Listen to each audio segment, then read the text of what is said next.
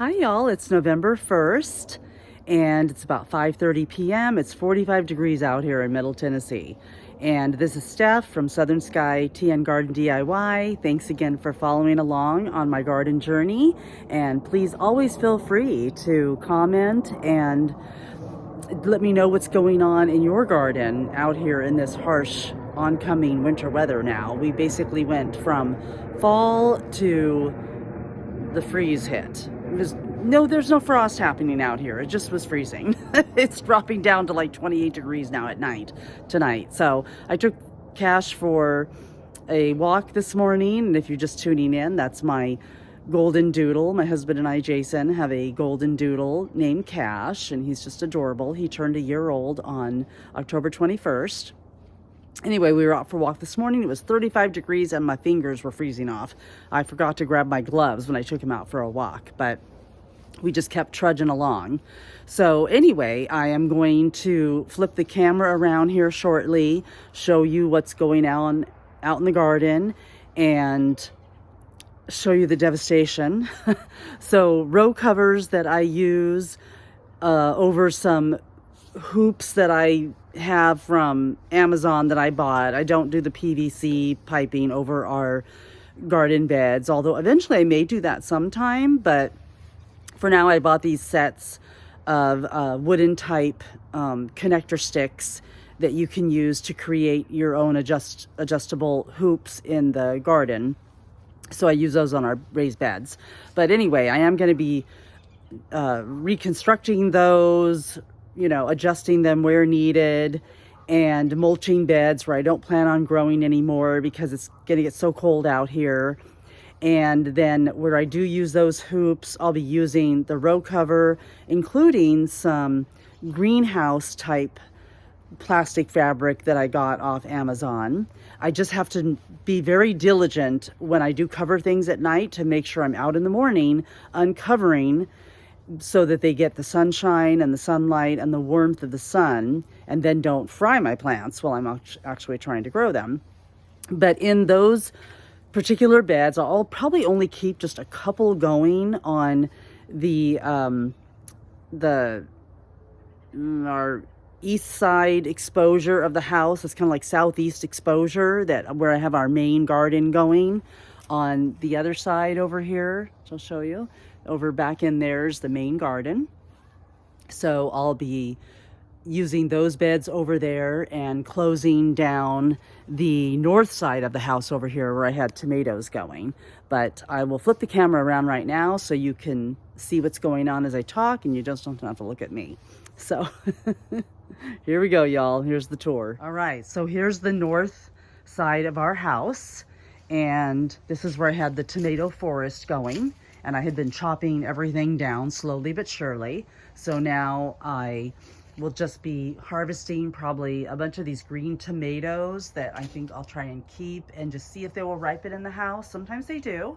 Otherwise, I've really just been wanting to try and pickle them so I can have some pickled green tomatoes. I think they would be really yummy, and I will post that as I experiment with that. So anyway, we're going to be taking all this down, getting this all taken down now, and be freshening up the soil, putting some mulch down for the winter time, and I won't be growing over here at all in the winter time. And I still have some chives going in here, so I'll take these containers also and move them over to the main bed area over here where they'll get more sunshine. And over here off our morning room was where I had herbs growing. There's celery there, which is hardy and still, cold hardy and still surviving down in there. And then some lettuce, just the way we transplant the lettuce from romaine end cuts that we just stick in the ground. And y'all, I really don't know what this is. I have to ask my husband. He put these seeds in, and I really don't know what we've had growing in here, but it survived the frost. Now, the lemon balm did not. As we can see, it is toast, freezer toast. But in this bed, it's looking a little pitiful right now, but the nasturtiums went down, and there's still lettuce going in here. But again, Well, I'm gonna let some things do their thing in here and just kind of isolate it to this area. And then I'll be kind of closing down this bed also for the winter time, because this is the west side facing of the house, but this is more like the northwest side. The main bed is the southeast side, and as you can see, it gets a lot more sunlight over there. It's very open, no shade really except for the fence, and the time change is coming in, so it's gonna get whatever, you know, sun it can. That's gonna get the most sun in the yard, so that's where I keep any winter garden going with lettuces and things. But I'll also also keep some things in this area going, unless well, I don't think I am, because I can't move these plastic tubs that we have. So some lettuce will still be going in here. It's doing fine. Spinach is still doing fine. Mint is still hardy. I don't think you can kill mint. But of course the basil is toast. So got a green onion in there, and we had a bunch of green onion going. So we've been moving them in and out of the garage into the driveway during the day, because we had so much going, we didn't want to lose it until we can kind of harvest it and cut it. So have that going. I have this lettuce that the caterpillars got to. I think this is mustard greens, but they've been delicious. And so keeping that going over here. The strawberries will be going dormant. And over here, oh, look who's back from his walk. Hi, Cashy boy. And so over here, except for some black radishes, these will keep going over here, but I'll move the tub, not the tub, I'll move the fabric container over to the main garden. And like I said, I went past it, but the herbs over there, I'll keep that lettuce, that little bit of lettuce going in there. I'll clear out the herb bed now and put down more cilantro seeds, because they are frost friendly and they will survive and thrive in the cold weather. And I'm also going to research a couple other herbs that I can throw in there. I can't remember all the cold hardy herbs right now, but I know cilantro is one of them, and we really love cilantro for summer and winter salsa, because I have a ton of tomatoes that I've frozen and preserved, so we can still have salsa this winter, fresh salsa. So my lasagna is toast. Everything is pretty much toast over here. I've got a few tomatoes in there that I'm gonna take off and harvest. But once it reaches this cold weather, even if I were to try to cover the tomatoes, they're not gonna make it. So, but I am gonna grab those tonight, because we're gonna get another freezing night tonight. Like I said, it's gonna drop down to 28 degrees. So I'm gonna grab those off. The tomatillo plant that was going over here, of course I knew nothing was ever going to happen with that, but I was actually surprised that it started developing tomatillos. And you know, it was just late in the season and they weren't big anyway.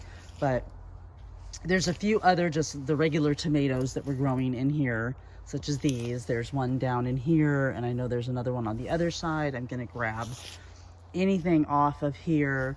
There's carrots down in the ground still, which will be fine. I can deal with those, if not tomorrow again, but at a later date. And I've still got the beets going. Oh, let me get around my stick here. But I've still got chives going in there, and the beets, which will be fine. And then I'm gonna get some broccoli going inside the house and kind of throw that down and see how any transplants will do in here in the winter time, kind of experiment, or else keep them going under a grow light in the garage. I don't know, follow me along for this experimental adventure as I attempt to winter garden, because I really haven't done it. Last year, it wasn't even like mid-October and we were already tearing out everything. So I've kept the garden going a lot longer this year than I have in the previous 2 years that we've had our garden going. Still got some lettuce going in here, and this is going to be the main bed. I'm going to now pull out all the marigolds and plant lettuce seeds in here, and they'll be slow growing, but they'll get going. And with covers and warmth of the sun, even during the winter, we should be able to have lettuce going this winter. So I will keep you posted on that adventure as well. Now the sweet potato leaves died off, and so I'll go in tomorrow and harvest the sweet potatoes out of here. Now, I'm pretty sure they need to kind of come out. I think they can, if they can survive down there for a little while, I'd like to keep them in there just a little bit longer, because then we kind of hit this cold front right now, but during the week, it's during the end of this week into next week, it's going to warm up a little bit again. So I'll see if they can survive down there. But today is Wednesday, November 1st, like I said. So I'll see if, you know, what things I can't do all this in one day, so I got to pace myself. I'll see what things can make it and kind of research that a little bit more. And if you all have any info or ideas, or anybody is out there watching, please post any advice. But I still got radishes going down here, so those will remain in there while I pull out the last of the marigolds and do any last seed saving from there. And of course the peppers are devastated now. They will never make it, but I'll pull off these last ones. And I have so many that, like I said, I grabbed what I could the other night and left a few on here, but I have so many. I've got the dehydrator going right now with all the poblanos going, and not poblanos, sorry y'all, sorry, and my habaneros. So I have so many habaneros I didn't even know what to do with, but I'm dehydrating them, and I'll post an update on that, because I started the dehydration process, and I let them go like for almost like 2 days now, because I wanted them completely dry so I can powder them and get them into a nice fine pepper powder. But I'll get these last peppers off of here, and that I'm going to try to do tonight once I stop videoing. And of course my zinnias are gone, you know, but they are so beautiful this whole time, so those will all get chopped down now. And the remaining habanero peppers here, I'm going to cut those off tonight. And as I come over the fence here, the peas are still surviving down there. They should be fine even in the freezing weather. So, and of course though, my beans, those are devastated, so I'm going to get those off of here tonight. So that's my big plan tonight, is just to get the remaining peppers off, pick some of those tomatoes, and get these beans off of here. The plant's gone, but the beans should be fine. So I only had a few left, so I'm going to get those off of here and pick any okra that I had going still off of here. So there it is right there. So I'm going to get these off of here even though the plant is gone. And there you go, y'all.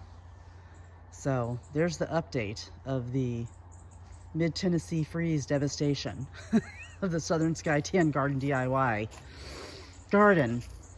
And like I said, I'm going to research, make sure I can leave these sweet potatoes in here for a little bit. I'm just going to cut off all the frozen greenery here, wilted greenery.